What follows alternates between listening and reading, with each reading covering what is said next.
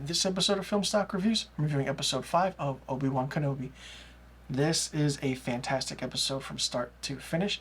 The episode is only 35 minutes long. It's another very short episode, just like episode 4. This episode picks up where episode 4 left off.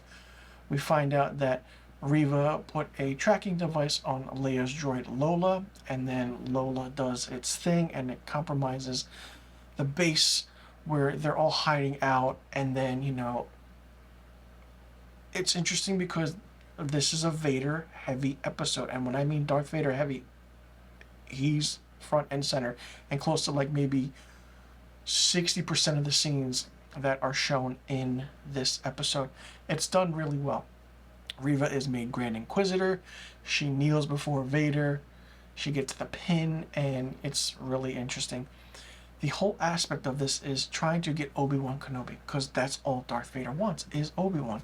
But then we find out the true nature of Reva, who she is, what she's doing, and why she's doing this. There's a whole entire backstory to her and how she knew Anakin was Darth Vader. There's history there, but Obi-Wan finds out that she's just getting close to Vader in order to kill him, which is very, very interesting, and a twist that you didn't expect and never did. The force between Vader and Obi-Wan is so powerful that they sense each other. They sense each other's movements.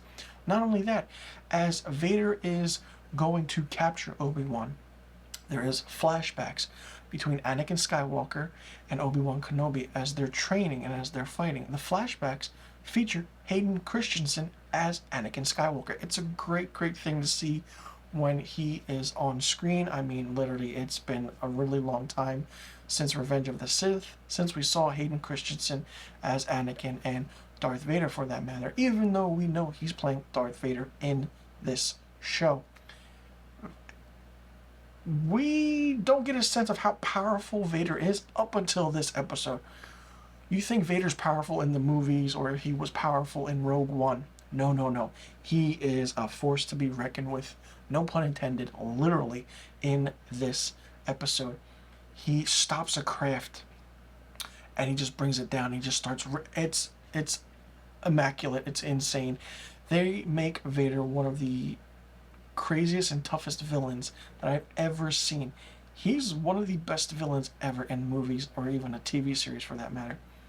There is a fight scene between Vader and Reva, and it goes into detail of why there is. Not only that, someone does come back from one of the previous episodes, and we find out that Vader knew all along what was happening. He wasn't dumb. Vader's not dumb at all. And then Obi-Wan senses something is wrong. So what's going to happen? Leia does her thing with trying to get, certain things done. Tala evidently doesn't, survive this episode. There's a spoiler right there. But it's really interesting, really well done. It's really well written. I mean, Deborah Chow directed all 6 episodes. So it's going to be interesting to see how they close out this series with episode 6.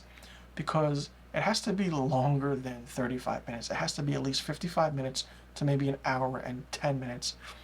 I hope it is. We'll find out. But this was my favorite episode because we saw Darth Vader of how he is while he's sensing the Force with Obi-Wan. That connection they have, that Force connection they have. Not only that, we get the flashbacks that he's having, and then he knows that what Reva's doing and how he didn't fall for her manipulation. Reva is a strong character in this show, but I feel like the character itself shouldn't be as powerful as you think it should be, just because she has history with Order 66. That's all I'm going to say. You definitely have to check out this episode in order to understand what's going on and what's happening. Let me know in the comment section below what you thought about episode 5 of Obi-Wan Kenobi. Did you like it? Did you not like it? What did you think of it? Did you like that it was very Darth Vader forward and heavy? What do you think is going to happen in episode 6? And do you see certain characters dying? And, of course, we know what happens with the main big characters of this series and this franchise. But I'm saying, do you see a season 2 happening of this show? If not, or do you think this is just a one-off and, after that, that's it?